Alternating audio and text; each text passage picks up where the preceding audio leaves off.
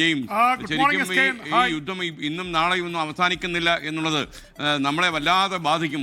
വിദേശ നാടുകളിലേക്ക് ചേക്കേറി ജീവിതത്തിന്റെ രണ്ടറ്റവും കൂട്ടിമുട്ടിക്കാൻ ശ്രമിക്കുന്ന മലയാളി ജനസമൂഹത്തിന് ഇത് വല്ലാത്ത വെല്ലുവിളിയായി മാറിക്കഴിഞ്ഞു. വിവരങ്ങൾ തീർച്ചയായിട്ടും SKN ഇപ്പോൾ ഇവിടെ മധു പറഞ്ഞ പോലെ ആയുധ ലോബിയാണ് യഥാർത്ഥത്തിൽ യുദ്ധം നിയന്ത്രിക്കുന്നത്. നമ്മൾ കഴിഞ്ഞ ദിവസം പറഞ്ഞതാണ് 7 ലോക്ഹീഡ് മാർട്ടിൻ അടക്കമുള്ള 7 വലിയ കമ്പനികളാണ്, ആയുധ കമ്പനികളാണ് ദശലക്ഷക്കണക്കിന് കോടിയുടെ ബിസിനസ് നടത്തുന്നത്. അവർക്ക് എവിടെയെങ്കിലും ഒരു യുദ്ധം ഉണ്ടാവണം. ആ യുദ്ധത്തിന് വേണ്ടിയുള്ള ഒരു ലക്ഷ്യമാണ് അവരിട്ടിട്ടുള്ളത്. അപ്പം അതുകൊണ്ട് തന്നെ ഈ യുദ്ധം നീണ്ടു നിൽക്കാനാണ് അവർ ശ്രമിക്കുന്നത്. ഇന്നലെ ട്രംപ് പറഞ്ഞ ചില കാര്യങ്ങൾ ഇന്നലെ രാത്രി അത് വലിയ രീതിയിൽ ചർച്ച ചെയ്യപ്പെട്ടു. കാരണം യുദ്ധം വേഗം തീരും. അതിനുശേഷമാണ് ഇപ്പോൾ ട്രംപ് പറയുന്നത് യുദ്ധം തുടരും, യുദ്ധവും സമാധാനവും എന്ന രീതിയിലാണ്. ഒരു കാര്യം വ്യക്തമാകുന്നു, ട്രംപിന് എന്തൊക്കെ പറഞ്ഞാൽ ആശയക്കുഴപ്പമുണ്ട്. കാരണം ട്രംപ് ആദ്യം പറഞ്ഞത് ഇവിടെ ഭരണമാറ്റമില്ലാതെ ഞങ്ങൾ ഇത് മുന്നോട്ട് പോകില്ല, ഭരണമാറ്റം കൊണ്ടുവരും, പുതിയ നേതൃത്വത്തെ കൊണ്ടുവരും, അവിടെ പ്രക്ഷോഭകാരികളുണ്ട്. പക്ഷെ അതിനെയൊക്കെ വെല്ലുവിളിച്ചുകൊണ്ടാണ് ഇറാനിൽ പുതിയ യാഥാസ്ഥിക നേതൃത്വം, ഒരുപക്ഷെ ആയത്തുള്ള അലി ഖമനയുടെ മകൻ അദ്ദേഹത്തെക്കാൾ കൂടുതൽ തീവ്ര യാഥാസ്ഥികവാദിയും ഹാർഡ് ലൈനറുമാണ്, തീവ്ര നിലപാടുള്ള ആളാണ്. അതുകൊണ്ട് ഇറാൻ ഗൾഫ് രാജ്യങ്ങളിലേക്ക് നടത്തുന്ന ആക്രമണങ്ങൾ കൂടും എന്നുള്ള തരത്തിൽ റിപ്പോർട്ടുകൾ വരുന്നുണ്ട്. എന്തായാലും ഈ യുദ്ധം കൊണ്ടുപോയി ഭരണമാറ്റം കൊണ്ടുവരാമെന്നുള്ള മോഹമില്ലാതായി.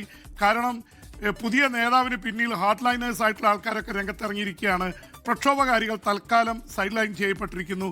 അതുകൊണ്ട് തന്നെ SKN ഇപ്പോൾ ബഹ്റിനിലെ പനാമയിൽ നടന്ന ആക്രമണം, സൗദിയിൽ നടക്കുന്ന ആക്രമണം, ഖത്തറിൽ, പിന്നെ മറ്റു കുവൈറ്റ് അടക്കമുള്ളിടത്തൊക്കെ അവരത് എക്സ്റ്റെൻഡ് ചെയ്തുകൊണ്ടിരിക്കുകയാണ്. പക്ഷെ ആകെയുള്ളൊരു ആശ്വാസം ഇതൊന്നും ജനവാസ കേന്ദ്രങ്ങളിലല്ല. അപ്പോൾ ഈ തരത്തിൽ കാര്യങ്ങൾ പോയിരിക്കുന്നത്. ഇതിനിടയിലാണ് ഇസ്രായേലിലെ ഡിമോണ ആണവ നിലയം ആക്രമിക്കുമെന്ന് ഇസ്ലാമിക റവല്യൂഷണറീസ് പറഞ്ഞിരിക്കുന്നത്.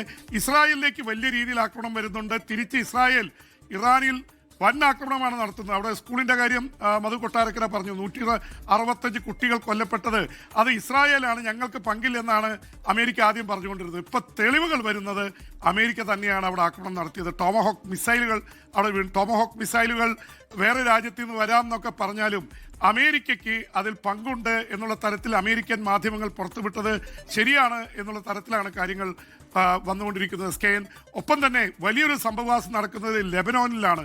ലെബനോനിൽ വെടിനിർത്തൽ വേണമെന്ന് അവിടുത്തെ പ്രസിഡന്റ് പറഞ്ഞിരിക്കുന്നു.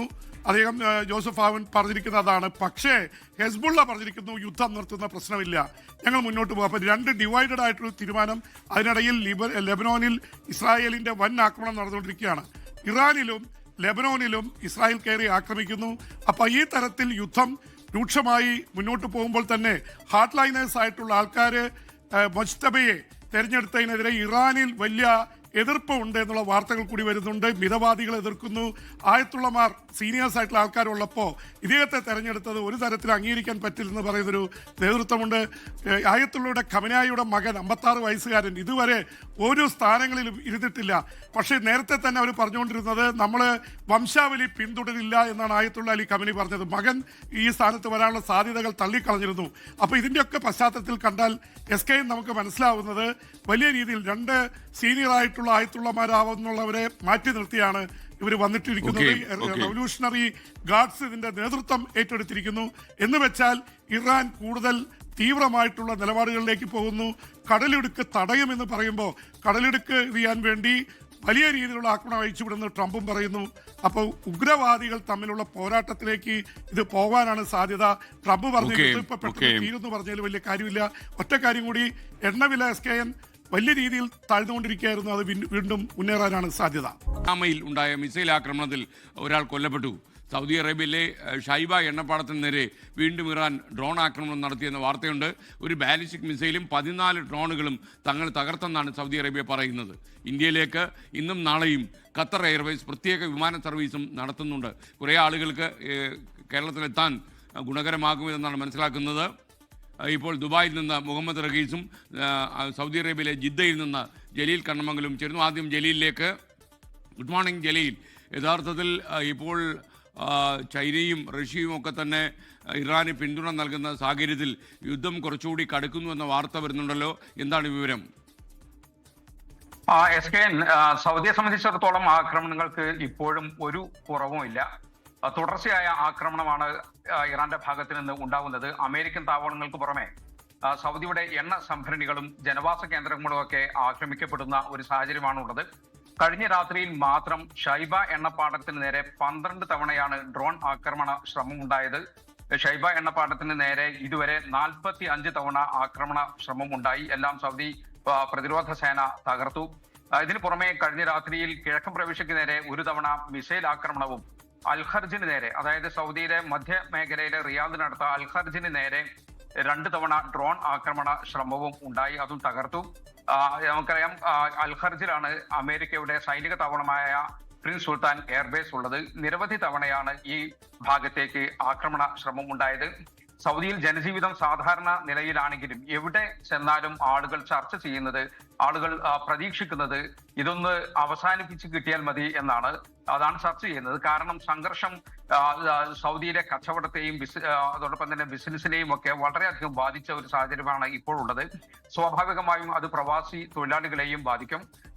പലരും യാത്ര ചെയ്യുന്നത് നിർത്തിവെച്ചു. പെരുന്നാളായിട്ട് പോലും പലരും നാട്ടിൽ പോകുന്നില്ല. ഇത് യാത്രക്കാരെ ആശ്രയിച്ച് കഴിയുന്ന നിരവധി കച്ചവടക്കാരെ ബാധിച്ചിട്ടുണ്ട്. ടൂറിസ്റ്റുകളെയും ഉംറ തീർത്ഥാടകരെയും ഒക്കെ വരവ് സൗദിയിലേക്ക് കുറഞ്ഞു. ഇത് ടൂറിസം കേന്ദ്രങ്ങളെയും അതോടൊപ്പം തന്നെ ഹോസ്പിറ്റാലിറ്റി മേഖലകളെയും ഒക്കെ ബാധിച്ചു. ഉംറ സർവീസ് കമ്പനികളെയും ബാധിച്ചിട്ടുണ്ട്. പുതിയ നിക്ഷേപങ്ങൾ സൗദിയിലേക്ക് കുറഞ്ഞു. ഇത് ഈ മേഖലയിലെ സർവീസ് കമ്പനികളെ ബാധിച്ചു. ഇങ്ങനെ പല മേഖലകളെയും സംഘർഷം ബാധിക്കുന്ന ഒരു അവസ്ഥയാണ് ഇപ്പോൾ ഉള്ളത്. യുദ്ധം ഇനിയും നീണ്ടുപോയാൽ അത് പ്രവാസി തൊഴിലാളികളെയും ബിസിനസ്സുകാരെയും ഒക്കെ വലിയ തോതിൽ ബാധിക്കും. അതുകൊണ്ട് തന്നെ യുദ്ധം എന്ന് അവസാനിക്കും എന്ന് കാത്തുകൊടുത്തിരിക്കുകയാണ് പ്രവാസികൾ. സൗദിക്ക് നേരെ കഴിഞ്ഞ 4 ദിവസമായി നിരന്തരം ആക്രമണങ്ങൾ നടന്നുകൊണ്ടിരിക്കുകയാണ്. രാവിലെ ആക്രമണം ഉണ്ടായതിനു ശേഷം കാര്യമായിട്ടുള്ള ആക്രമണങ്ങൾ ഒന്നും തന്നെ ഉണ്ടായിട്ടില്ല. വലിയ ആശ്വാസകരമായ വാർത്തയായത് നിലനിൽക്കുമ്പോൾ തന്നെ ബഹ്റൈനെ സംബന്ധിച്ചിടത്തോളം കടുത്ത ആശങ്കയുണ്ട് എന്ന് പറയേണ്ടി വരും. കാരണം കഴിഞ്ഞ കുറച്ച് ദിവസങ്ങളായി പരിശോധിച്ചാൽ ബഹ്റൈനിൽ ആക്രമണങ്ങൾ നടക്കുന്നതൊക്കെയും ജനവാസ മേഖലയിലാണ്. ഇന്നലെ രാവിലെ സിദ്ര ഏരിയയിൽ ഉണ്ടായ ആ ഒരു ആക്രമണത്തിൽ അവിടെ 32 പേർക്കായിരുന്നു പരിക്കേറ്റിരുന്നത്. അതിന് പിന്നാലെ ഇന്നിപ്പോൾ മനാമയിൽ ആക്രമണം ഉണ്ടായിരിക്കുന്നു. അത് ഒന്നല്ല, പലതവണ മനാമയിലേക്ക് ആക്രമണം ഉണ്ടായി. അവിടെ ഒരാൾ കൊല്ലപ്പെട്ടു.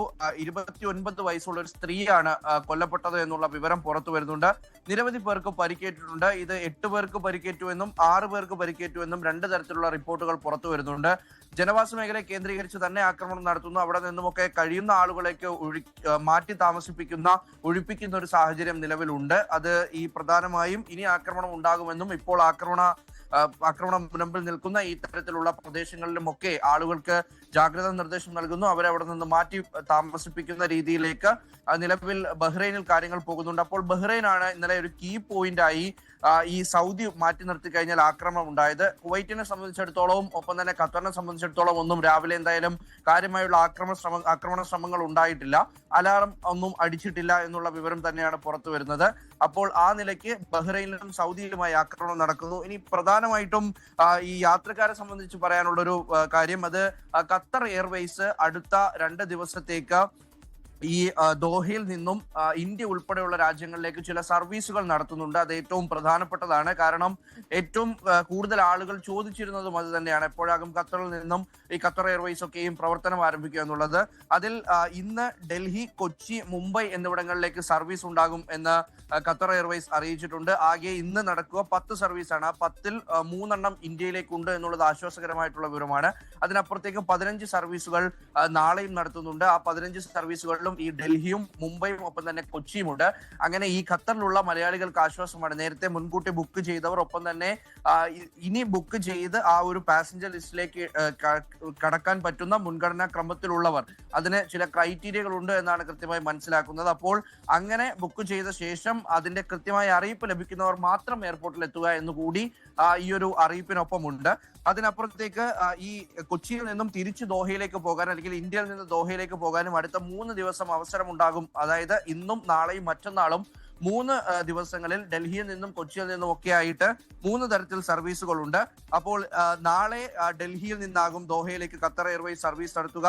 മറ്റന്നാൾ കൊച്ചി, ഡൽഹി, മുംബൈ എന്നിവിടങ്ങളിൽ നിന്നും ദോഹയിലേക്ക് സർവീസ് ഉണ്ടാകും. അപ്പോൾ ആ തരത്തിൽ ഖത്തറിലേക്ക് പോകുന്നവർ, ഖത്തറിൽ നിന്ന് വരാൻ നിൽക്കുന്നവർ, ഇവർക്കൊക്കെയും ഒരു ആശ്വാസത്തിന്റെ വിവരം പുറത്തു വരുന്നുണ്ട്.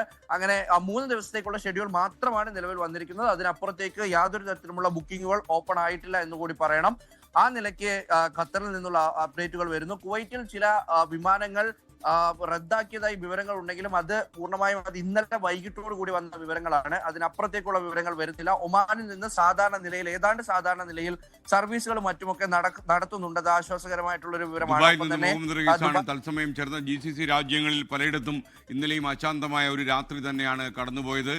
ആകാശത്തൊക്കെ തന്നെ മിന്നൽ പിടറുകൾ പോലെ മിസൈലുകൾ പാഞ്ഞു നടക്കുന്നതും ഒക്കെ ഇന്നലത്തെ ഡ്രോണുകൾ പാഞ്ഞു നടക്കുന്നതൊക്കെ ഇന്നലത്തെ കാഴ്ചയായിരുന്നു എന്ന് അവിടെ നിന്നുള്ള റിപ്പോർട്ടുകൾ വരുന്നു. എന്തായാലും സമാധാനം കളിയാടട്ടെ എന്ന് മാത്രമേ നമുക്ക് പറയാൻ കഴിയൂ.